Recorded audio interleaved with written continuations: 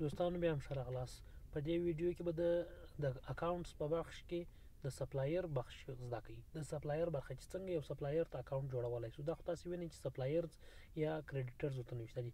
ما تاسو ته په بله ویډیو کې وویل سپلایرز هغه کسان دي چې تاسو شیان ځینې رانیسئ.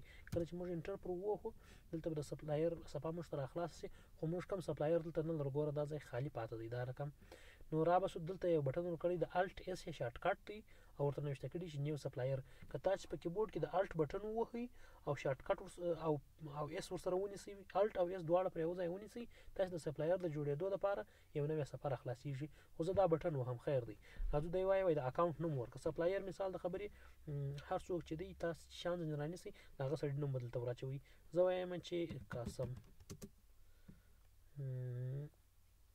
دا نوم دی یا د دکان نوم دی، هر شی چې دی.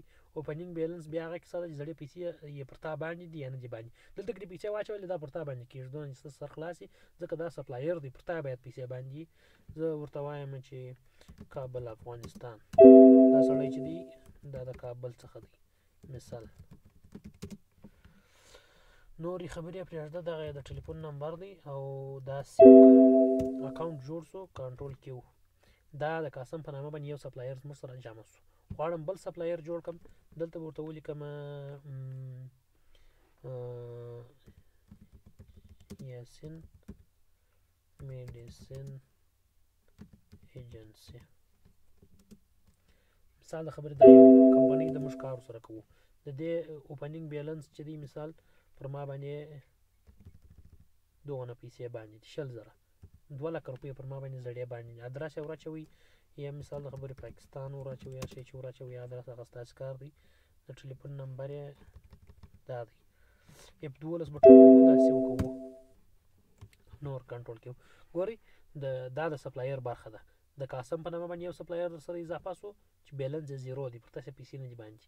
بل د یاسین میډیسن ایجنسی په نامه باندې یو نفر دی، 2,00,000 روپۍ تقریبا پر تاسو باندې 2,00,000 روپۍ پر تاسو باندې دي.